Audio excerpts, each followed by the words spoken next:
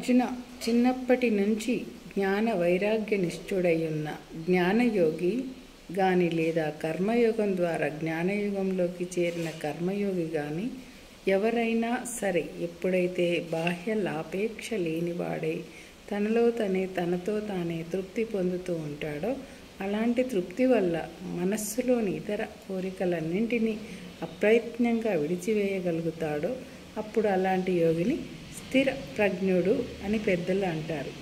మనసు అనేది ఎలాంటిది అంటే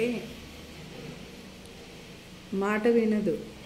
ఒక చిన్న పాట రాశాను దాని మీద, మాట వినదే పిచ్చి మనసు, మాట వినదే పిచ్చి మనసు. అంటే ఇప్పుడు మనము ఇలా వెళ్తూ ఉంటాం అనుకోండి, భగవంతుని మీదనే ధ్యానం పెట్టుకొని ఒక గుడికి వెళ్తూ ఉంటే అక్కడ దారిలో ఒక మంచి చీర కనపడింది.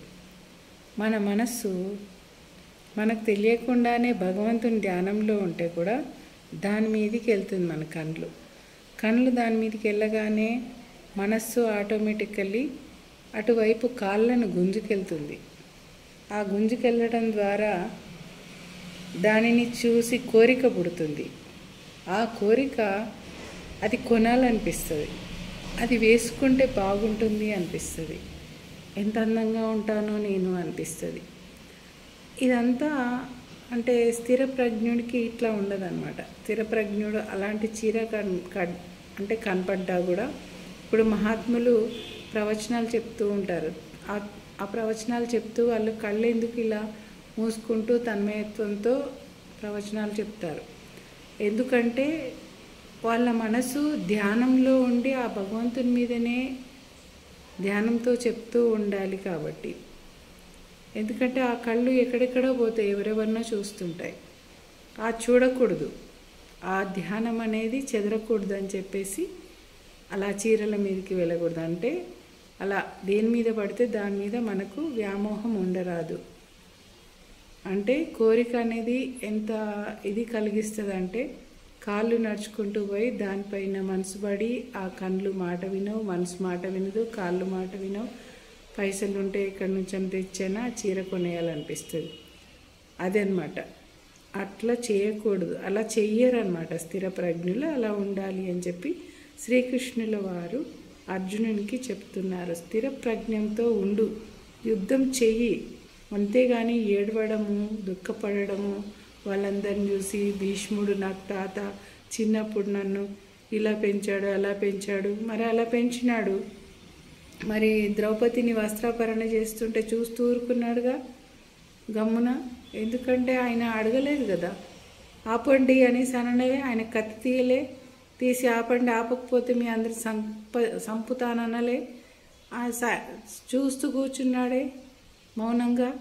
మరి అవన్నీ తప్పు కదా.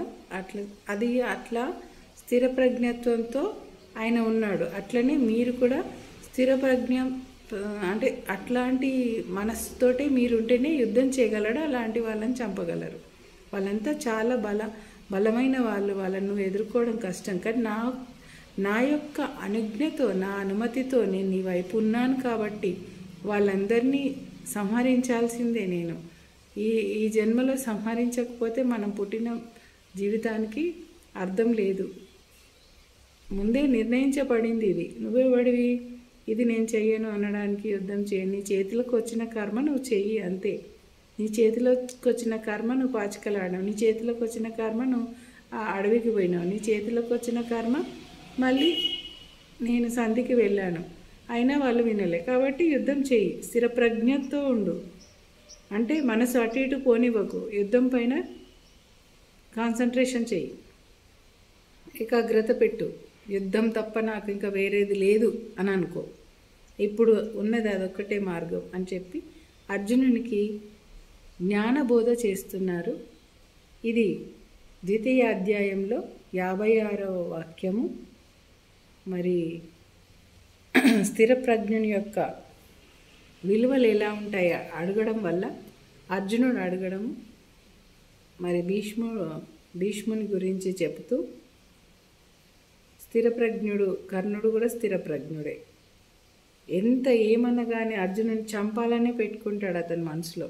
అర్జునుని వదిలిపెడతా అని మాత్రం అనడు. యుద్ధం చేస్తూనే ఉంటాడు. వాళ్ళ అమ్మకు కూడా ప్రామిస్ చేస్తాడు, అమ్మ 5 పుత్రులలో ఎవరి జోలికి వెళ్ళను, నకుల సహదేవులు చిన్నవాళ్ళు, ధర్మరాజు, భీముడు ఎవరి జోలికి వెళ్ళను, కానీ అర్జునుడిని చంపితే నేను ఉంటాను, నన్ను చంపితే అతను నీకు అర్జునుడు ఉంటాడు అని స్థిర ప్రజ్ఞత్వంతో చెప్తాడనమాట. ఇవన్నీ కూడా భగవానుడు వివరించాడు అర్జునునికి. శ్రీవాణి ప్రవచనాలు భగవద్గీతలో 2వ అధ్యాయంలో సాంఖ్యయోగంలో 56వ వాక్యము, 54వ వాక్యం, 53వ వాక్యం. ధన్యవాదములు.